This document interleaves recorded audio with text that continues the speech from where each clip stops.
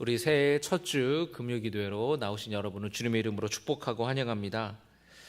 오시면서 내가 새해는 열심히 금요기도회에 나와서 내가 뜨겁게 기도하고 또 열심히 또 말씀 사모함으로 나와야겠다, 그렇게 여러분 다짐하신 여러분들 가운데에 그 마음의 신앙의 결단이 올 한 해 끝까지 이어지기를 주님의 이름으로 축복합니다.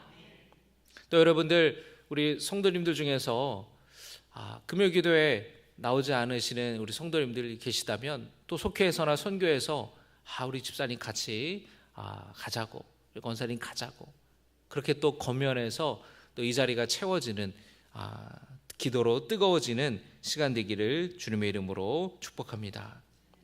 오늘 이사야 42장의 말씀은 하나님의 정의를 온 세상에 행할 여호와의 종 메시아에 관한 말씀입니다. 남유다가 바벨론의 포로로 끌려가게 될 것이다. 하나님이 너희들을 심판하실 것이다. 너희들뿐만 아니라 이방의 모든 민족들을 하나님이 아수르 왕을 통해서 주님이 심판하시고 또 바벨론을 통해서 심판하실 거라는 하나님의 그 심판의 메시지를 이사야가 계속 전합니다. 그러다가 40장에서부터는 위로의 메시지, 회복의 메시지를 하나님께서 이사야를 통해 주시는데, 바로 이 앞장에 보면은 하나님께서 페르시아의 고레스 왕을 세워서 그를 통해 바벨론으로 붙들려 간 지 70년 만에 다시 되돌아오게 될 것이라고 말씀하십니다. 회복의 말씀을 주시는 것이죠. 그런데 오늘 42장에서는 하나님께서는 이 고레스 왕이 아니라 하나님이 붙드시고 하나님이 기뻐하시고 하나님이 원하시는 그 종을 세워서 정의를 베풀고 흑암에 처한 백성들을 구원하시겠다라고 말씀하세요. 이 말씀은 장차 오실 메시아에 대한, 예수님에 대한 예언의 말씀입니다. 이사야에는 그 장차 오실 메시아에 대한 예언의 말씀들이 많이 나와 있어요. 예수님께서 회당에 가셔서 말씀을 읽으실 때에 이사야 61장의 말씀을 읽으시면서 이 예언이 바로 나를 통해 성취되었습니다, 이루어졌습니다라고 그 회당에 있는 사람들에게 이야기를 했죠. 그래서 이사야 오늘 42장뿐만 아니라 또 61장 여러 장들에 메시아에 대한 예언의 말씀이 나오고 있습니다. 오늘 42장 1절의 말씀을 보시면 하나님께서 세우시는 종, 여호와의 종은 어떤 분이냐면, 우리 1절의 말씀을 같이 읽겠습니다. 시작. 내가 붙드는 나의 종, 내 마음에 기뻐하는 자, 곧 내가 택한 사람을 보라. 내가 나의 영을 그에게 주었은즉 그가 이방의 정의를 베풀리라. 할렐루야. 하나님이 붙드시고 하나님이 기뻐하시고 택하신 종은 바로 예수 그리스도이십니다. 하나님은 공의로운 세상을 위해, 정의로운 세상을 위해 예수님을 당신의 종으로 세우셨다라는 거예요. 그리고 이방의 정의를 베풀리라, 이방의 정의를 베풀 것이다 주님이 말씀하십니다. 또 여러분 6절의 말씀을 보면은 이방의 빛이 되게 하리라 말씀하셨어요. 자, 여러분 다시 1절의 말씀을 돌아와서 정의를 베풀리라 할 때에 이 정의 또는 공의라는 말은 어떤 말이냐면은 통치와 관련된 말이고요, 재판에서 판결을 내리는 것과 의미가 있습니다. 예를 들면 한 나라의 왕이, 지도자가 통치를 하는 데 있어서 정의로운 통치를 해야 되잖아요. 의로운 지도자가 되어야 되잖아요. 또 재판관이 판결을 내릴 때에 뇌물을 받고 뇌물 준 사람에게 유리한 판결을 내려서는 안 되죠. 법에 있어서 정직하게, 정의롭게, 공의롭게 판결을 내려야 좋은 훌륭한 재판관이고, 그리고 그런 사회가 정의로운 사회, 공의로운 사회라고 할 수 있습니다.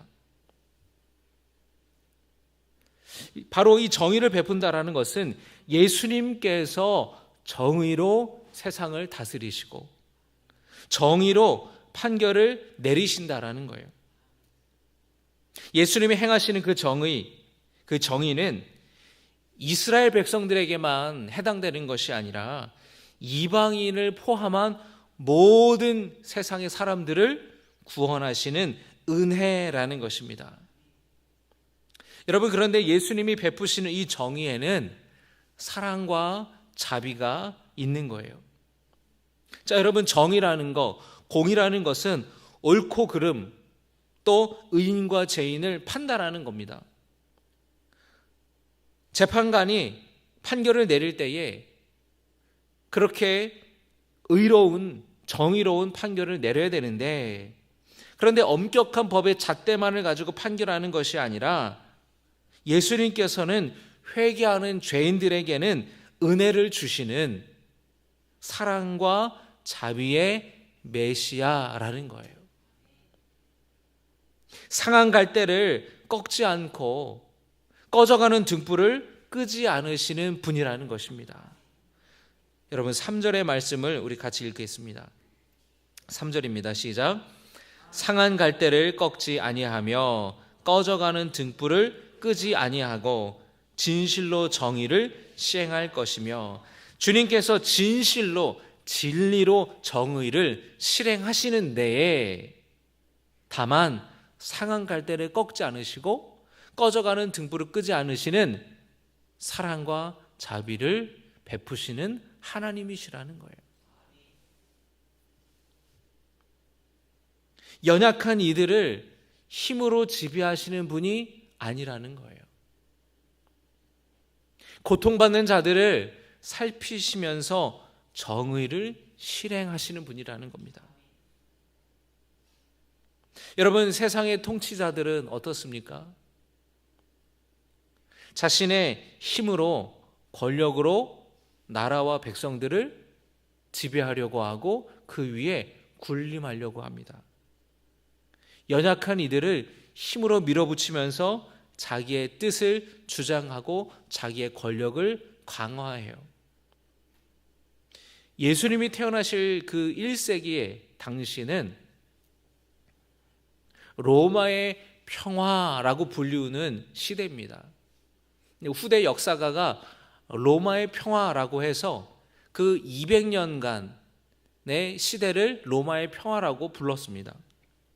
로마 제국이 그 어느 때보다도 강력한 힘을 발휘하여서 전쟁이 없는 그 평화를 누렸던 200년 동안을 가리키는 말이에요. 그런데 여러분, 생각해 보세요. 그 지중해의 패권을 장악했던 로마 제국의 입장에서는 그 200년 동안 굉장히 번영하고 강대했던, 그런 부유했던 평화의 시대였지만, 당시 로마의 지배를 받고 식민 통치를 받았던 수많은 나라의 백성과 민족들에게는 억압받고 착취받는 고통의 시대였다라는 거예요. 그러니까 로마의 평화, 팍스 로마나라는 말은 로마 제국의 입장에서, 강자의 입장에서, 권력가들의 입장에서 보는 거지, 피 흘리고 고난받고 고통받는 백성들의 입장에서, 그런 식민 통치를 받는 입장에서는 고난의 때요, 나라 잃은, 주권 잃은 참혹한 시대였다라는 거예요. 그 시대 로마 제국의 황제들, 그리고 이스라엘, 팔레스타인 땅을 다스렸던 헤롯 대왕, 그리고 그 아들들, 그리고 그곳에 로마 황제가 임명했던 로마의 총독들, 그 세상의 통치자들은 자신의 힘과 자신의 권력을 통해 지배하였고 자신의 지배력을 강화시켰고 약한 자들을 짓밟는 시대였다라는 거예요. 그런데 주님께서, 하나님이 세우시는 그 메시아는 그런 세상의 권력과 힘을 가지고 백성들 위에 군림하고 통치하는 왕이 아니라 백성들을 위해 죽는 왕이었다라는 것이에요. 대제사장들과 같은 유대 종교 지도자들도 자신들의 이 종교적인 그 권위, 그 지배권을 가지고 백성들 위에 군림했습니다. 왜냐하면 대제사장들 같은 사람들은 단순한 종교 지도자들, 오늘날의 목회자들이 아니에요. 종교적인 그런 힘이 있고 지위가 있었던 동시에 이 대제사장들은 하나의 권력을 갖고 있었던 또 사람이었어요. 그런데 하나님이 보내시는 메시아, 하나님이 보내시는 종은 다르다라는 거예요. 상한 갈대를 꺾지 않으시고 꺼져가는 등불을 끄지 않는 분이시라는 거예요. 연약한 사람들을 짓밟고 핍박하는 그런 군주가 아니라는 거예요. 그런데 참 아이러니하게도 이 메시아의 이 예언의 말씀을 가지고 메시아가 오기를 기다렸던 이스라엘 백성들, 여러분 이때 바벨론으로 끌려가서 다시 되돌아오긴 했지만 여전히 이스라엘 백성들은 바벨론 제국, 그 다음에 페르시아의 지배를 받았고 헬라 제국, 알렉산더 대왕의 헬라 제국의 지배를 받았고 로마 제국의 지배를 받지 않았습니까? 그 계속해서 수백 년간 지배를 받으면서 메시아를 기다렸는데 오늘 이 예언자 이사야를 통해서 주셨던 이 메시아의 말씀은 잊어버리고 이스라엘 백성들도 세상의 군왕과 같은 통치자와 같은 메시아를 기다렸다라는 것이에요. 로마 제국으로부터 주권을 다시 쟁취할 수 있는, 로마 군대를 무찌를 수 있는 군대와 힘이 있는 그런 지도자를 이스라엘 백성들도 생각했어요. 제자들도 그렇게 생각했어요. 그래서 예수님이 왕이 되시면 누가 주의 오른팔에 누가 왼팔에 앉을 거냐, 자리 싸움했다고요, 제자들끼리. 그리고 제자들도 예수님을 오해했던 거죠. 백성들도 오해하고, 예수님이 예루살렘으로 입성하실 때에 사람들이 호산나라고, 다윗의 자손으로 오시는 이여 호산나 하면서 예수님을 환영할 때에 그들의 마음의 기대는 드디어 이제 왕이 오셨으니까 저분이 선지자라고 하고 저분이 예언자라고 하고 저분이 메시아라고 하는데 병든 자를 고치고 죽은 자를 살리고 그러면 이제 저 빌라도 총독을 몰아내고 로마 군대를 몰아내고 이제 드디어 우리가 독립을 할 수 있겠구나, 주권을 되찾을 수 있겠구나, 그런 기대를 가지고 예수님을 환영했다라는 거예요. 그런데 이 대제사장들이 보냈던 사람들에게 예수님이 붙잡혀서 신문을 당하시고, 그리고 로마 군인, 이 로마 군대의 빌라도 총독에게 그 관저에 끌려가서 신문 당하고 매맞고 하는 그 모습을 보면서 이스라엘 백성들이 그 메시아에 대한 기대가 와장창 깨져버린 거예요. 우리가 생각했던 메시아가 아니네? 우리가 생각했던 그 메시아, 정말 예수가 메시아라면 어떻게 저렇게 힘없이 붙들려 갈 수가 있지? 어떻게 저렇게 힘없이 매맞을 수가 있지? 이거 아닌 것 같은데? 내가 사람 잘못 봤네?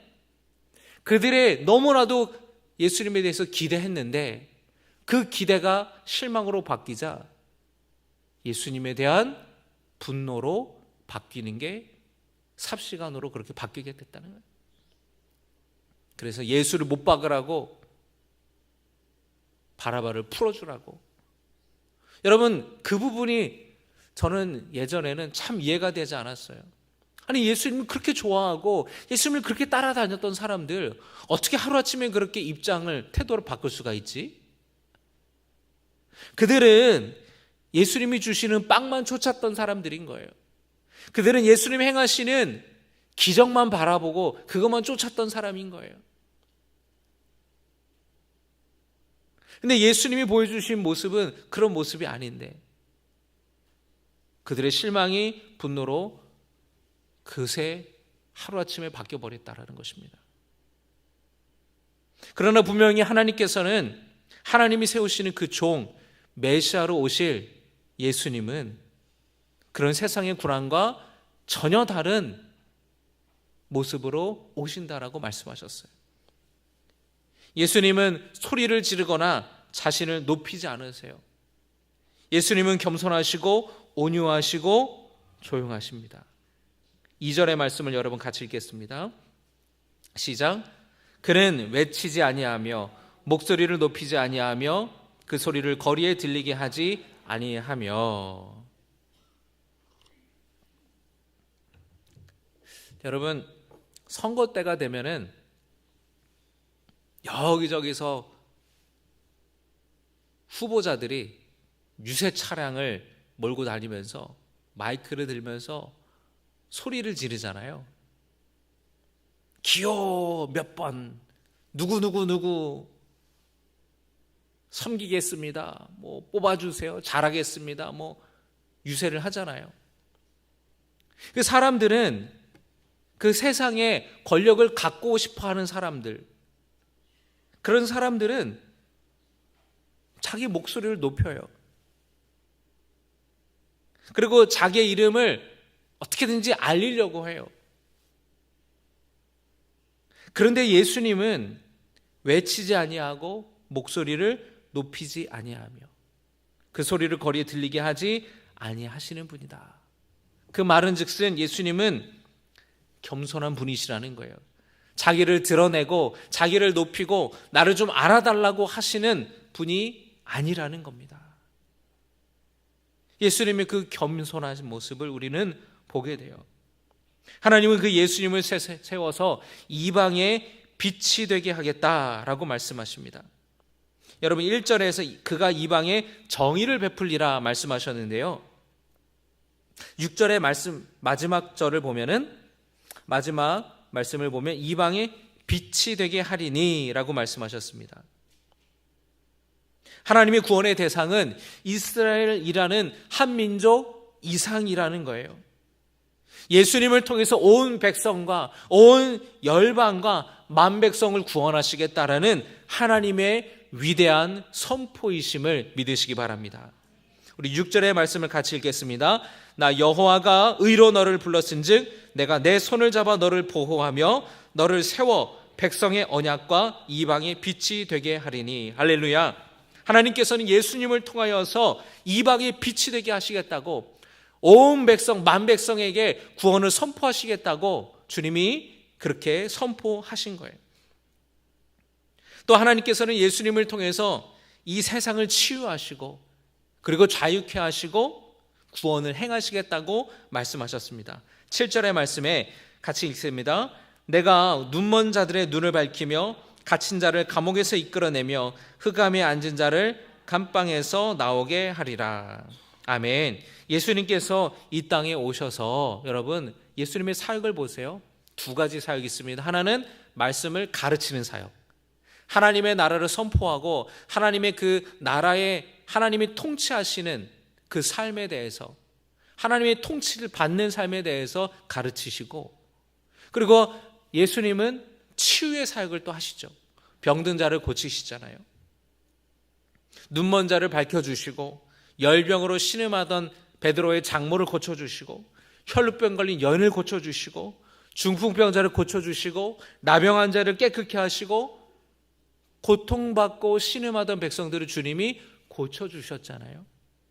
그리고 여러분, 갇힌 자를 자유케 하셨습니다. 귀신에 붙들려서 묶여있던 그 영혼, 그 사람에게서 귀신을 쫓아내어 주셔서 자유케 하셨어요. 할렐루야. 군대 귀신 들린 사람이 있었습니다. 무덤가에 살았어요. 사람들은 얼마나 그 사람이 무서운지 무덤가에 그 사람을 묶어놨습니다. 여러분, 사람을 무덤가에 묶어놓는 경우가 어디 있어요? 마을에서 이 사람은, 이제 마을 사람들이 이 사람을 굉장히 두려워했다라는 거예요. 그리고 군대 귀신 들렸다고 하니까 굉장히 거칠고 굉장히 힘이 강하고 사람들이 어쩔 줄을 몰라 했습니다. 그를 무서워했어요.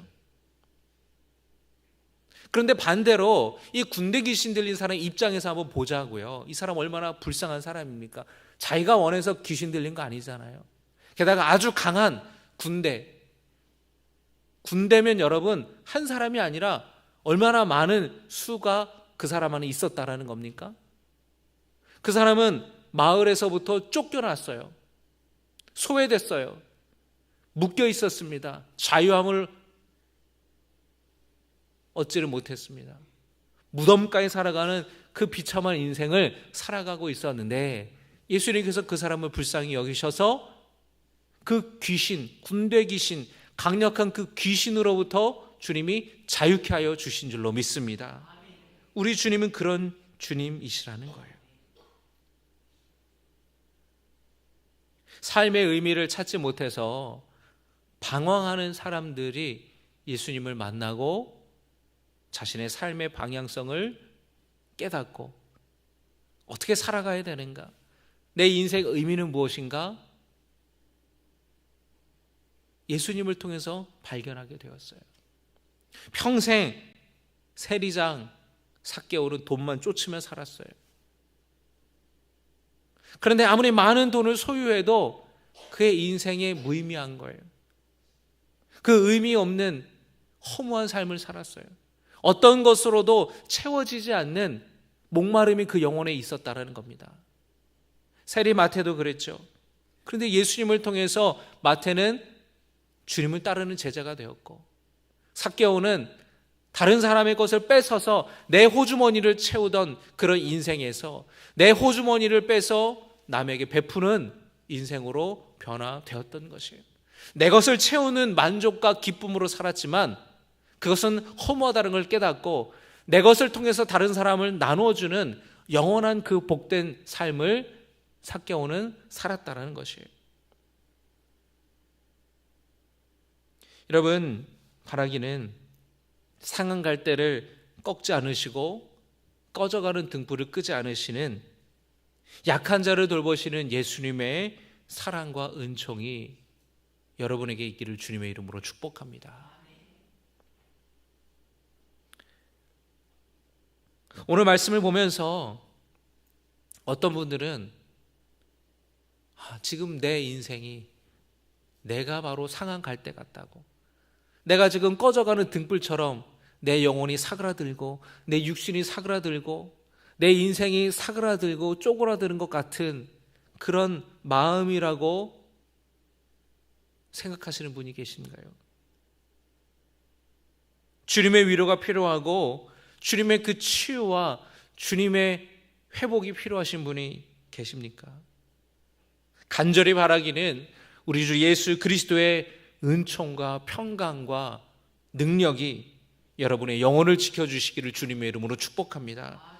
여러분을 치유하여 주시고 여러분을 고쳐주시고 새 생명을 주시고 새 힘을 더하여 주시고 회복시켜 주시는 주님의 은혜가 있기를 주님의 이름으로 축복합니다. 여러분, 그 주님의 그 자비하심과 긍휼하심을 바라보며 여러분 기도하고 간구하시기를 바랍니다. 우리가 믿음으로 간구하면 예수님은 절대로 외면하지 않으시고 우리의 그 간절한 갈급한 기도를 들으시고 고쳐 주실 줄로 믿습니다. 여러분, 그런데 하나님께서 예수님께 맡기신 더 큰 일들이 있어요. 더 위대한 사역이 있습니다. 그건 뭐냐면 바로 갇힌 자를 감옥에서 이끌어내고 흑암에 앉은 자를 감방에서 나오게 하는 구속의 은혜인 줄로 믿습니다. 우리는 죄인이에요. 그런데 여러분, 주님께서 우리에게 무죄를 선언하신 겁니다. 우리를 용서하여 주신 거예요. 그래서 우리는 죄의 사슬에 넣여 자유하게 되었습니다. 어둠에서 빛으로, 죽음에서 생명으로 옮겨진 줄로 믿습니다. 거기에 우리의 노력은 1도 없는 거예요. 하나님의 전적인 은혜입니다. 예수님께서 내 대신에 내 죄를 짊어지셨어요. 내가 받아야 될 형벌을 예수님께서 받으신 겁니다. 그 예수님께 감사하며 그 희생이 나를 위한 희생이라는 것을 믿으면 하나님께서는 그 믿음만으로도 충분하다며 우리의 모든 죄를 사해 주시는 은혜를 베풀어 주시는 거예요. 여러분, 이것이 놀라운 복음의 진리인 줄로 믿습니다. 이 복음의 진리를 깨닫고 이 복음을 전하는 성도 되시기를 주님의 이름으로 축복합니다. 이사야가 하나님의 말씀을 받았잖아요. 그리고 그 말씀을 바로 장차 오실 메시아에 대한 말씀을 백성들에게 전하였습니다. 백성들에게 전하면서 백성들에게 위로하였어요. 하나님은 여러분 이사야뿐만 아니라 오늘 우리에게도 이 말씀을 다른 사람들에게 전하여서 위로하라고 주님이 말씀하세요. 여러분 주변에 한번 보세요.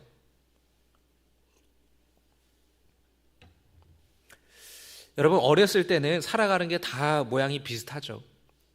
중학생, 고등학생 별 차이 없어요. 그런데 대학교를 가고 또 직장 생활하고 성인이 되고 30대, 40대, 50대가 되면은 살아가는 모습이 다 달라요. 경제적인 수준도 다르고 생각하는 것도 다르고 가치관들도 달라요. 근데 여러분 어쩌다 하는 동창회에 어떤 사람들은 동창회 가는 걸 굉장히 불편하다라는 거예요. 왜냐하면 가면은 우리 어렸을 때에 나보다 못났다고 생각했던 애가 남편 잘 만나가지고 뭐 잘 산다는 거예요. 나보다 못생겼던 애가 나보다 더 우리 남편보다 솔직히 잘생긴 것 같아. 나보다 머리가 나빴는데 이 자식을 보니까 분명히 머리는 부모를 닮아야 되는데 어떻게 저렇게 나보다 머리가 나빴는데 저렇게 똑똑한 자식이 생기지? 배가 아프고 부러워요. 그러니까 동창회 가면 만나기가 싫다는 거예요. 그런데 여러분 겉으로 볼 때는 그렇죠. 그런데 여러분 그 속을 들여다보면은 예수 없는 삶은 공허하고 예수 없는 삶은 그 무기력하고 방황하는 삶이라는 거예요. 그렇게 세상 것들을 쫓고 평생을 살아왔지만 돌아보니 다 헛된 것이라는 거예요. 다 헛된 것이라는 거예요. 제가 초임 때 이제 1년 지나니까 부대 지휘관이 바뀌었어요. 이제 여단장님이 새로 오셨는데 이분이 이제 불교 신자예요. 그런데 혼자 살아요. 근데 보니까 그 부인이랑 자녀들은 이제 수도권에 다른 데 이제 사는 거예요.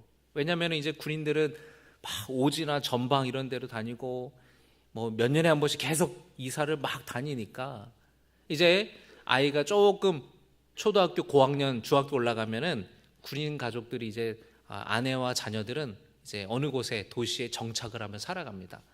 군인 가족들이 그래서 이 주말 부부가 굉장히 많아요. 근데 이분이 어느 날 명절을 세고 왔나 이렇게 집에 다녀오셨는데 한 10월 정도 됐던 것 같아요.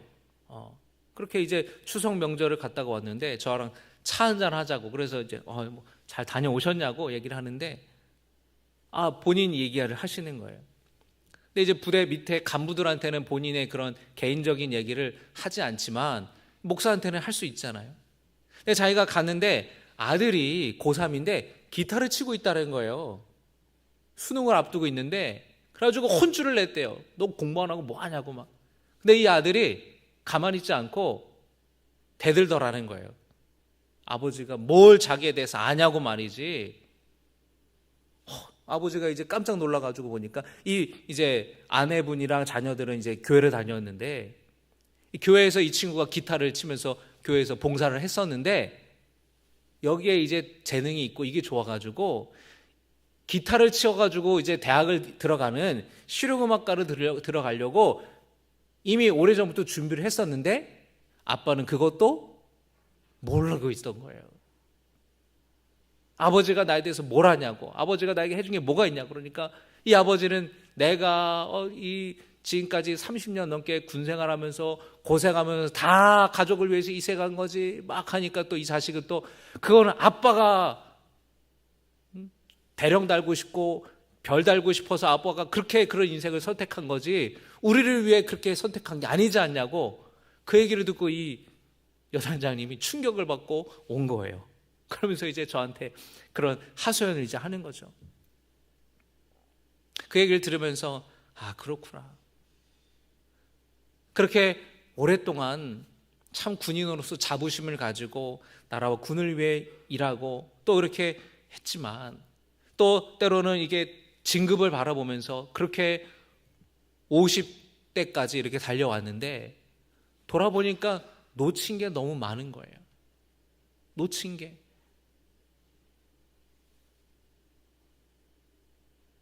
자식이 뭘 좋아하는지도 모르고, 자식이 어떤 고민을 하는지도 모르고.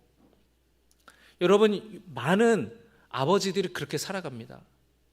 그 자기 워커홀릭에 빠져가지고 그 일하는 거에 승진하고 자기 어떤 일의 성취감이 주는 기쁨이 또 있는데, 그렇게 나아가서 사람들과 관계 맺고 늦게까지 이렇게 회식하고 들어오고, 그런데 뒤돌아보니까 건강도 잃고 가족들과 함께 소중했던 시간들도 잃고, 그리고 갑자기 명예퇴직을 당하면 황당한 거예요. 내가 이 회사에 내가 뼈를 묻었는데, 내가 젊었을 때부터 내가 얼마나 이 회사에 수십 년을 바쳤는데 나를 이렇게 가차없이 내쳐? 세상은 그렇게 냉정한 겁니다. 많은 사람들이 방황을 해요. 중년의 위기라 그럽니다. 여성들은 갱년기를, 남성들은 그렇게 사회에서 갑자기 퇴직을 당해서 100세 인생인데 50대 퇴직했는데 할 줄 아는 게 없는 거예요. 할 수 있는 게 없는 거예요. 여러분, 그렇게 주님 없이 살아가는 인생을 살아가다 보면은 너무나 많은 것을 잃어버리고 너무나 헛된 것을 쫓으며 살아간다라는 것이에요. 여러분, 이사야는 그 하나님의 말씀들을 백성들에게 전했습니다. 하나님께서 이사야에게 이야기를 하시죠. 내 백성을 위로하라. 여러분, 방황하고 삶의 의욕을 잃고 삶의 의미를 잃어버린 채 살아가는 많은 힘들어하는 사람들, 그 사람도 주님의 백성이에요. 그 사람들을 여러분 위로하시고 당신을 하나님이 너무나도 사랑하신다고, 그래서 당신을 치유하고 자유케 하기 위해서, 주님이 그 건져주시기 위해서, 자유 주시기 위해서 예수님을 보내주신 거라고, 그렇게 주님을 이사야처럼 전할 수 있는 우리 모두가 되기를 주님의 이름으로 축복합니다. 그 사람이 받아들이든 받아들이지 않는 거는, 그거는 차차하고 나서 우리가 해야 될 것은 복음을 전하는 것이에요. 여러분, 올해 작정하신 전도 대상자들 위해서 기도하면서 하나님, 그 사람의 마음에 변화를 일으켜 주시옵소서, 감동을 허락하여 주시옵소서, 그 발걸음이 향할 수 있도록 도와주시옵소서 하고 기도하는 우리 모두 되기를 주님의 이름으로 축복합니다. 말씀을 정리합니다. 하나님께서 메시아로 예수님을 이 땅에 보내주셨습니다. 예수님을 통해 고치시고 치유하시고 회복시켜 주시고 구원하여 주시는 은혜를 주심을 기억하시기 바랍니다. 이 놀라운 복음의 진리를 마음에 새기면서 감사와 찬양을 올려드리며 그 복음 전하기로 결단하는 우리 모두가 되기를 소원합니다. 함께 우리 찬양하겠습니다.